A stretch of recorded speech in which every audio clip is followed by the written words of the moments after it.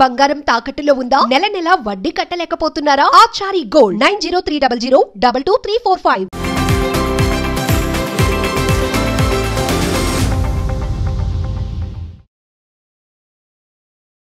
నమస్తే, welcome to our channel. నేను దిలీప్. ఈరోజు మన స్టూడియోలో మనతో ఉన్నారు సినీ అనలిస్ట్ జిఆర్ మహర్షి గారు. మహర్షి గారు నమస్తే సార్. నమస్తే దిలీప్ సార్, అల్లు రామలింగయ్య గారు అప్పట్లో ఆయన అన్ని పాత్రలు వేశారు. మొత్తం నిజంగా ఆడియన్స్ని చాలా అంటే చాలా బాగా అలరించారు ఆయన. సార్, అప్పట్లో ఆయన ట్రెండ్ ఎలా ఉండేది? అసలు అప్పట్లో ఆయనకి సెపరేట్ ఫ్యాన్ బేస్ ఉండేదని కూడా విన్నాను నేను. అది ఎంతవరకు ఏంటో నాకు తెలీదు. అసలు ఎలా ఉండే సార్ ఆయన కామెడీ టైమింగ్ అని అప్పట్లో ఆయనకి కొంచెం అది వివరణ. అల్లు రామలింగయ్య గారు ఒక అద్భుతమైన వ్యక్తి. ఆయన అది చెప్పే సినిమా నటుడుగానే కాదు, వ్యక్తిగా కూడా. ఎందుకంటే పాలకొల్లు నుంచి దాదాపుగా ఒక నిస్సహాయమైన పరిస్థితి. అంటే ఏమిటంటే పెద్దగా బ్యాకింగ్ లేదు ఆయనకి, ఆర్థికంగా బ్యాకింగ్ లేదు. అప్పటికి పెళ్ళయింది, పిల్లలు ఉన్నారు. 1953లో వచ్చిన పుట్టిల్లు సినిమాతో ఆయన మొదటిసారిగా వచ్చారు. గరికపాటి రాజారావు గారు ఆయనకు అవకాశం ఇచ్చారు. అంత హెల్ప్లెస్ కండిషన్లో మద్రాసు చేరుకున్న అల్లు రామలింగయ్య గారు తర్వాతి రోజుల్లో ఒక తెలుగు సినిమా ఇండస్ట్రీలో ఒక ఎంపైర్ని క్రియేట్ చేశారు. ఎంపైర్ అంటే ఒకసారి ఊహించుకోండి. ఒక సామాన్యుడిగా పాలకొల్లు నుంచి వచ్చి మద్రాసు చేరుకున్న అల్లు రామలింగయ్య గారు ఈరోజు ఆయన ఒక తెలుగు సినీ సామ్రాజ్యాన్ని నిర్మించారు. చిరంజీవి గారి ఫ్యామిలీ కావచ్చు, అల్లు అరవింద్ గారి ఫ్యామిలీ కావచ్చు, ఆయన కుటుంబంలో ఉన్నటువంటి హీరోలే దాదాపు 10 మంది ఉన్నారు. లావణ్య త్రిపాఠి కూడా ఆయన మనవరాల కింద అనుకుంటే మన పెళ్ళయింది కదా ఆ అమ్మాయి. తర్వాత నిహారిక కూడా మంచి నటి.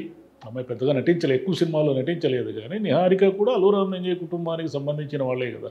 చిరంజీవి గారు అల్లుడు అంటే చిరంజీవి గారి కుటుంబం నుంచి వచ్చిన వాళ్ళు, అల్లు అరవింద్ గారి కుటుంబం నుంచి వచ్చిన వాళ్ళు, ఇలా అందరినీ తీస్తే మనము ఒక ఎంపైర్ ఉంది కదా, అది అల్లు రామలింగయ్య గారు సాధించారు దాన్ని. ఎట్లా అంటే ఆయనకి ఎన్ని మైనస్ పాయింట్లు ఉన్నాయో అన్ని మైనస్ పాయింట్లు ఉన్నాయి. ఒకటి, పెద్ద అందగాడు కాదు, ఆయన హీరోగా పనికిరాడు ఒకటి. 2, భారీ పర్సనాలిటీ కాదు, అంటే పెద్ద గుమ్మడిలాగా క్యారెక్టర్ ఆర్టిస్టు, ఎస్వి రంగారావు లాగా ఒక మల్టీ రోల్స్ వేయగల శక్తిమంతుడు కాదు.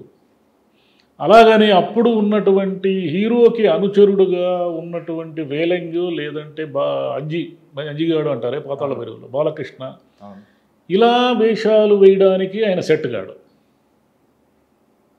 ఎంత సంక్లిష్టమైన పరిస్థితి అంటే ఆయనది. ఆయన ఏం చేశారంటే తనకు వచ్చిన వేషాల్లో నుంచి విపరీతమైన వైవిధ్యాన్ని చూపించారు. చివరికి తన కోసమే రచయితలు, దర్శకులు పాత్రలు సృష్టించే అంత స్థాయికి ఎదిగారు ఆయన తర్వాత రోజుల్లో. కామెడీ ఒకటే కాదు, స్లాప్స్టిక్ కామెడీనో ఇంకొక రకమైన కామెడీతో అంటే ఆయన ఎప్పుడో ఫేడౌట్ అయిపోయిండేవాడు. ఆయన బలం కామెడీ కాదు, ఆయన బలం ఏమిటంటే సొసైటీని అబ్జర్వ్ చేయడం. సొసైటీలో ఉన్న మనుషులు, వాళ్ళ బాడీ లాంగ్వేజ్, వాళ్ళ ప్రవర్తన, వాళ్ళ డైలాగు ఎలా ఉంటుంది, ఇవన్నీ కూడా తనలో మిక్స్ చేసుకొని ఆ క్యారెక్టర్లో రిఫ్లెక్ట్ చేసేవాడు ఆయన.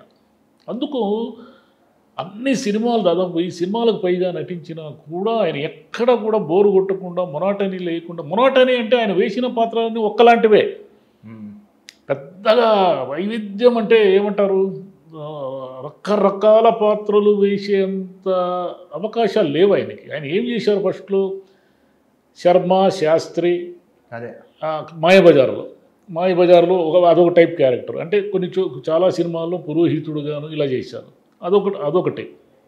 కొన్ని సినిమాల్లో చిన్న చిన్న వేషాలు. మీకు గుండమ్మ కథలో తీసుకుంటే హోటల్ ఓనర్గా ఉంటాడు, మీరు బాగా గమనిస్తే చాలా చిన్న సీన్ అది. ఆ చిన్న సీన్లో కూడా అల్లు రామలింగయ్య గారు తనకున్న కాసింత స్పేస్ని తన యాక్టింగ్కి ఎలా ఉపయోగించుకుంటారో మనకు అర్థమవుతుంది. చిన్న స్పేస్ అయింది. ఒక హోటల్లో కౌంటర్లో కూర్చొని ఉంటాడు, ఎన్టీ రామారావు గారు వచ్చి తినేసి బిల్లు కొట్టి పోతారు. 2 సీన్లు ఉంటాయి అంతే. ఈ 2 సీన్లలో కూడా అల్లు రామలింగయ్య గారు మనకి ప్రత్యేకంగా కనిపిస్తారు. అలా 1953లో పుట్టిల్లుతో వచ్చిన అదే సినిమాలో గరికపాటి రాజారావు గారి సినిమా అది. అదే సినిమాలో జమున గారు కూడా అదే సినిమాతో ఎంటర్ అయ్యారు. రాజారావు గారి ఫోటోని అల్లు రామలింగయ్య గారు తాను బతికున్నంత కాలము గౌరవించి ఇంట్లో పెట్టుకొని రోజు దేవుడికి దండం పెట్టినట్టు పెట్టేవాడంట. అదే ఆయన గొప్పతనం. అట్లనే ఆయన ఏమిటంటే 1970 తర్వాత అల్లు రామలింగయ్య గారి కోసము ఒక ప్రత్యేకమైన పాత్రలు, ఎలాంటి పాత్రలు అంటే విలన్ పక్కన ఉంటాడు ఆయన, ఒక నక్క లాంటి క్యారెక్టర్ అనమాట. విలన్కి ఎగదోస్తూ ఉంటాడు, విలన్కి బంత పాడుతూ ఉంటాడు, హీరోని ఎన్ని తిప్పలు పెట్టాలో అన్ని తిప్పలు పెడుతూ ఉంటాడు. దాంట్లో ఈయన పాత్ర ఉంటుంది. అట్లనే కామెడీ యాంగిల్కి లేకి ఇది వచ్చి కన్నింగ్ యాంగిల్. కామెడీ యాంగిల్ ఎలా ఉంటుందంటే రాజబాబు, పద్మనాభము, గీతాంజలి ఇట్లా జంటలు ఉండేటివి అప్పుడు. ఈ జంటలకి రాజబాబు, రమాప్రభ జంట అనుకోండి. ఈ రాజబాబుకి తండ్రిగా అన్న అల్లు రామలింగయ్య గారు ఉంటారు, లేదంటే గీతాంజలి తండ్రిగా అయినా అల్లు రామలింగయ్య గారు ఉంటారు. ఇతన్ని ముప్పు తిప్పలు పెట్టి ఆ కమేడియన్ అమ్మాయిని పెళ్లి చేసుకుంటాడు. ఇదే ట్రాకే, అన్ని సినిమాలు ఇదే ట్రాకే, అటు ఇటు తిప్పితే ఇటు తిప్పితే అటు తిప్పితే అదే ట్రాకే.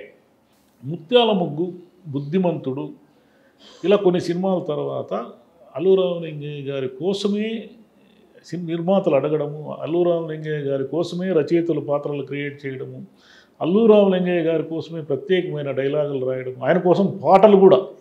ముత్యాలు వస్తావు అనే మనుషులంతా ఒకటేలో ముత్యాలు వస్తావు పాట ఉంటుంది. అది బాలసుబ్రహ్మణ్యం గారు మిమిక్రీ గొంతుతో పాడతారు, అల్లు రామలింగయ్య గారికి సెట్ అవుతారు ఆయన. ఇలా ఆయన తన జీవితాన్ని, తన నటనా జీవితాన్ని బిల్డ్ చేసుకుంటూ వచ్చారు.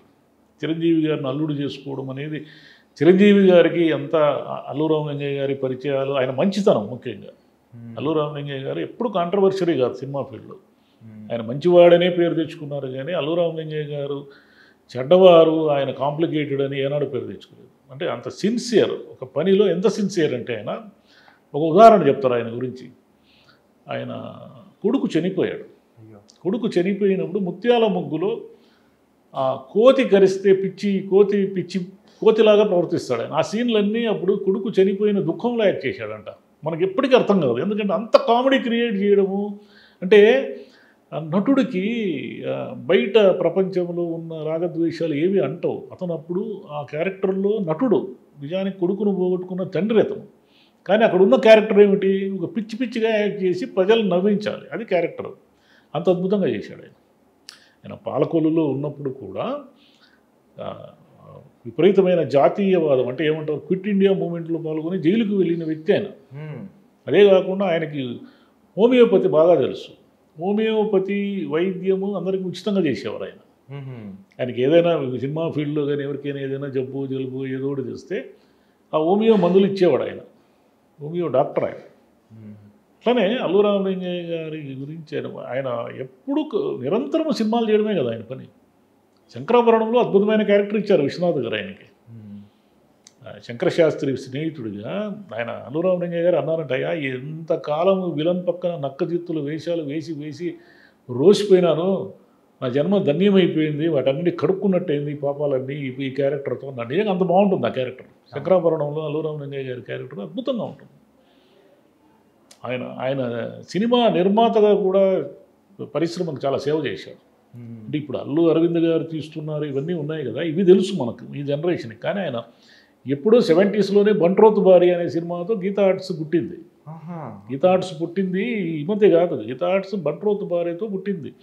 దాసరి నారాయణరావు గారు అద్భుతమైన కథ అది, దాసరి గారి కథ అది. ఒక కలెక్టర్కి ఒక బంట్రోతుకి వాళ్ళిద్దరు భార్యలు, అంటే ఇద్దరు భార్యలు స్నేహితులు, ఇద్దరు అమ్మాయిలు స్నేహితులు. ఒక ఆమె కలెక్టర్ని చూసుకుంటుంది, ఒక ఆమె కలెక్టర్కి బంట్రోతుగా పనిచేసి ఆయన్ని చేసుకుంటుంది. పేదవాళ్ళు, ఈమె పేద, ఆమె డబ్బున్నామె. ఆమె స్నేహాన్ని మర్చిపోయి ఈ అమ్మాయిని అవమానిస్తుంది. అవమానించినప్పుడు ఈ అమ్మాయి నీ మొగుడుతో నా మొగుడికి సెల్యూట్ కొట్టిస్తాను చూడని ఇతన్ని ఎమ్మెల్యే చేస్తుంది. విజయ నిర్మల, ఆమె కే విజయ అనుకుంటా, వాళ్ళిద్దరు చేశారు ఆ క్యారెక్టర్స్. అట్లా బంట్రోతు భార్య. తర్వాత దేవుడే దిగి వస్తే మంచి సినిమా తీశారు. దేవుడే దిగి వస్తేలో అల్లు అరవింద్ గారు కూడా యాక్ట్ చేశారు దాంట్లో. రావు గోపాలరావు గారు శివుడుగా ఉంటారు, ఆయన భూలోకం మీదకి వస్తే ఏం జరుగుతుంది అనేది కథ. అట్లనే ఆయన జోడీ కూడా మీకు ఎలాగంటే నాగభూషణము అల్లు రామలింగయ్య, రావు గోపాలరావు అల్లు రామలింగయ్య. అంటే విలన్కి పక్కన ఉంటాడు, ఎప్పుడు విలన్కి పక్కన ఉండి విలన్కి వంత పాడుతూ ఉంటాడు. వాళ్ళిద్దరు ఆ జంటలు కూడా సూపర్ హిట్ జంట. రావుగోపాలరావు, అల్లు రామలింగయ్య కామెడీ ఇప్పుడు మీరు యూట్యూబ్లో పెట్టుకొని చూసినా కూడా మామూలుగా ఉండవు ఆ సీన్లు. అల్లు రామలింగయ్య గారు ఏమంటే విపరీతమైన టైమింగ్, డైలాగ్ అప్పచెప్పినట్టు కాకుండా చాలా మామూలుగా మాట్లాడతాడు. ఆయన ఎప్పుడు డైలాగ్ గుర్తురాగా ఆమ్య ఆమ్య ఆమ్య అంటే అది ఒక పెద్ద భూత పదంగా నిలబడిపోయింది. అంటే లంచానికి ఆమ్య ఆమ్య అని.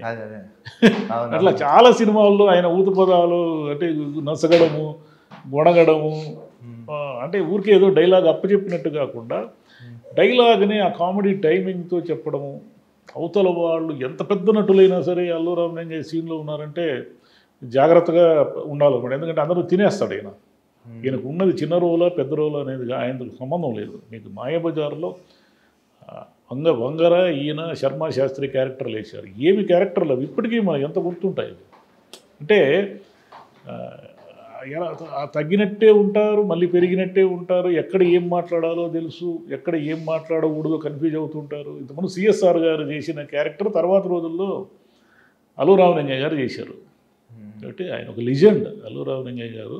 అంటే ఏదో అరవింద్ గారి ఫాదరు, ఇప్పుడు చిరంజీవి గారు మామగారు ఇంత పెద్ద ఎంపైర్ క్రియేట్ చేశారు అని ఆయన్ని పొగడ్డం కాదు. బేసిక్గానే ఆయన ఒక లిజెండ్. ఆయన చేసినన్ని క్యారెక్టర్లు అన్నీ ఒకటే టైపు క్యారెక్టర్లని మామూలు వ్యక్తులు అయితే ఎప్పుడో ఫేడౌట్ అయిపోయి ఉండేవాళ్ళు, బోరు కొట్టేసి ఉండేవాళ్ళు. ఎందుకంటే దాంట్లో అంత వైవిధ్యం చూపించడం అనేది కష్టం కదా. అంటే అన్ని సినిమాల్లోనూ నాగభూషణ గారికి పక్కన ఉండడము, రావుగోపాలరావుకి పక్కన ఉండడము చేసినా కూడా ఏ సినిమాని రిపీట్ చేయడు ఆయన. మీకు మన ఊరి పాండవుల్లో ఉన్నట్టుగా, బుద్ధిమంతుల్లో ఉన్నట్టుగా మన ఊరి పాండవుల్లో ఉండడు, మన ఊరి పాండవుల్లో ఉన్నట్టుగా ఇంకొక సినిమాలో ఉండరు. అది ఆయన ప్రత్యేకత. ఆయనకి పద్మశ్రీ వచ్చిన రెండవ హాస్య నటులు ఆయన.